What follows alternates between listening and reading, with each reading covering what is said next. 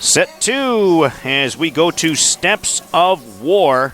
And we talked about how this can be an advantage to Bless as JJang is introduced. Some applause to him. I have to think that those were actually Bless fans cheering him on as well. But here's the real cheer going to Bless.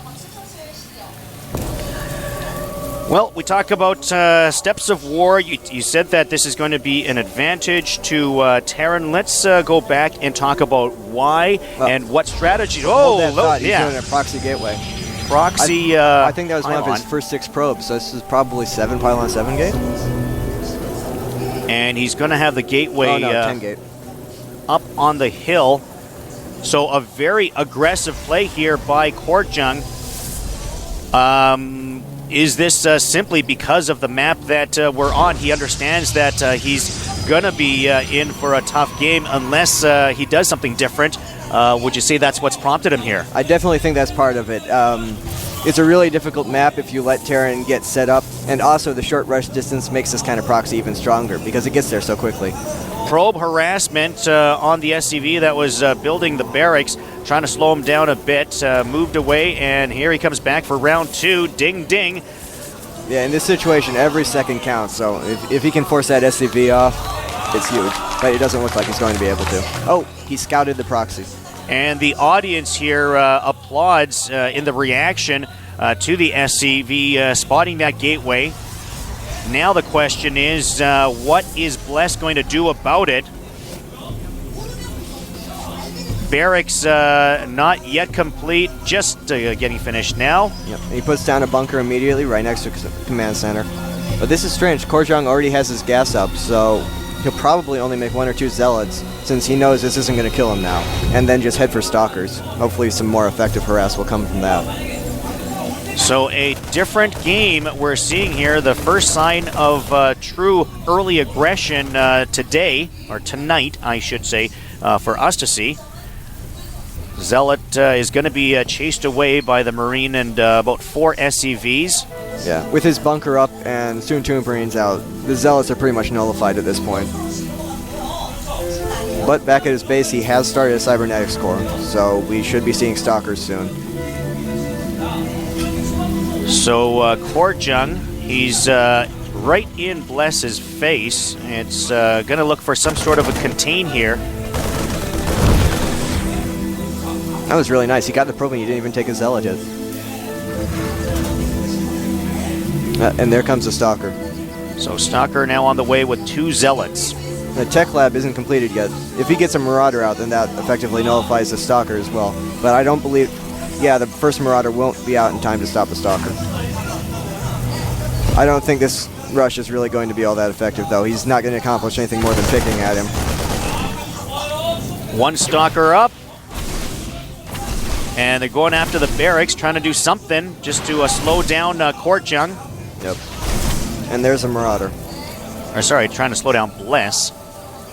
But as the marauder comes out, that is going to force JJang away. Sentry up now to help out as well. JJang also sent up another probe and managed to sneak into his base, so he's seen everything Bless is doing, which is just 2 barracks, 1 with a tech lab, 1 without, producing Marauder Marine at the moment. Oh, and he's finished concussive grenades for the Marauders.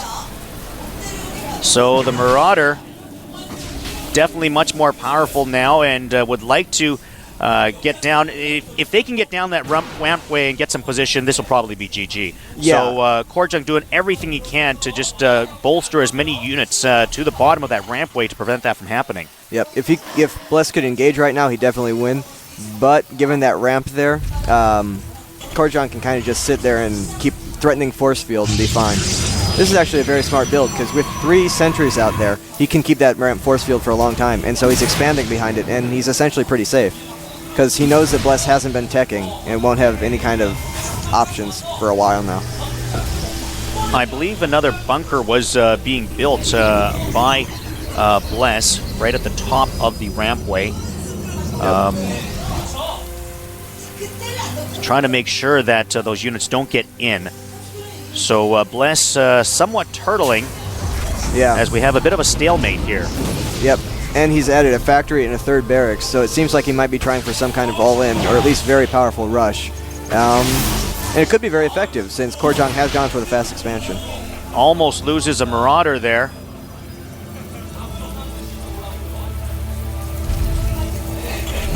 Yeah, this should all come down to timing. Oh, a command center. This is a strange choice. He built up a lot of infrastructure and then decided to expand. So all these unit-producing facilities are essentially a waste right now. Hellion trying to get through, does not make it. And that would have been very important, at the very least, for information to see what was going on with that expansion, or to see if there's some kind of an upgrade that Korjang is making. Is he going to Dark Templars, for instance? He's in the dark right now. Bless does not know what's going on.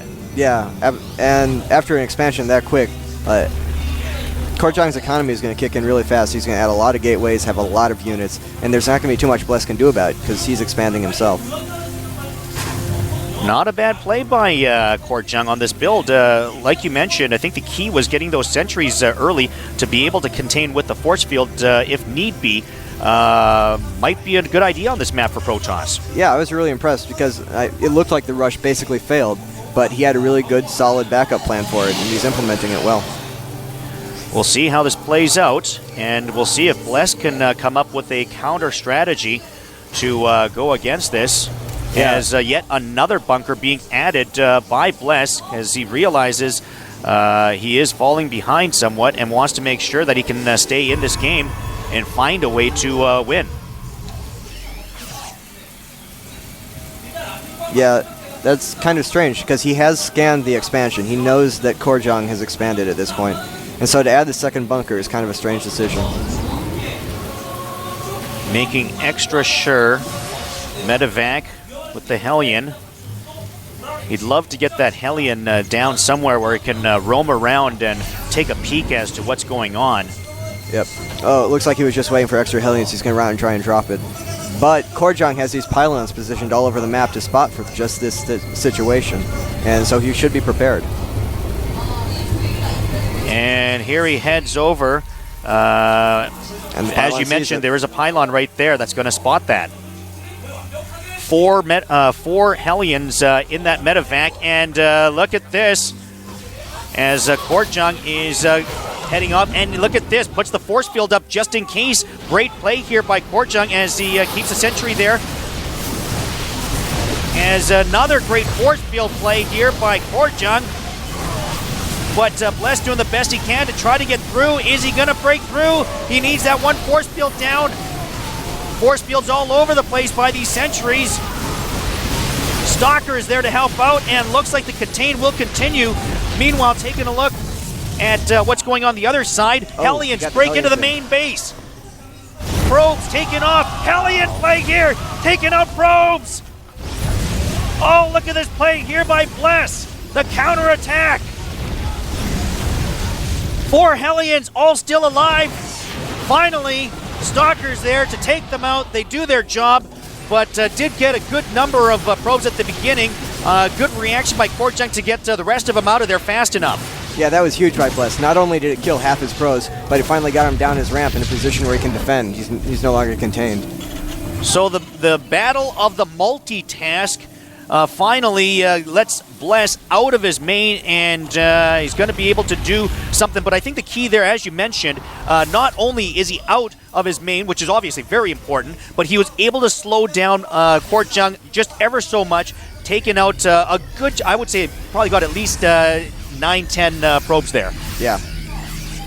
So yeah, he's now well ahead in economy. He has 40 SCVs to 34 probes, and he has mules. So Bless really took control of the game with that move. Korjang was in a good position, but he kind of failed in the execution of it. He should have left more units below the ramp and just sent his stalkers back to defend the drop. Yeah, I think he overcompensated heading back to the base, as you mentioned. It was, in the end, it was just 4 Hellions, but did the best he could. And look at this, a second attack here from Korjang. Korjang, wow. As Bless might have overextended himself.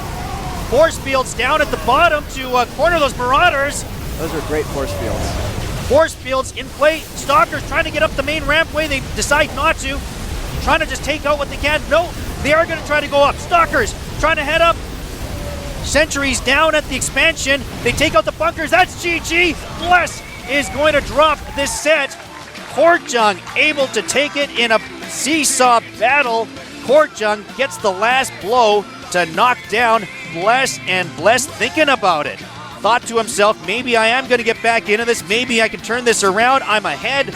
And then out of nowhere came this punch that just dropped him down, and he's starting to realize that right now. The look on his face there, he had a little bit of that, oh, I almost had it. You know, it was just kind of the one that got away. I did what I needed to do, but I just wasn't ready for that last push. Perhaps got overextended there, I think. Yeah, if he had held on for another minute, his economy would have kicked in, but that was good timing by Korjang. That was like the exact moment. That was his timing, and he hit it perfectly.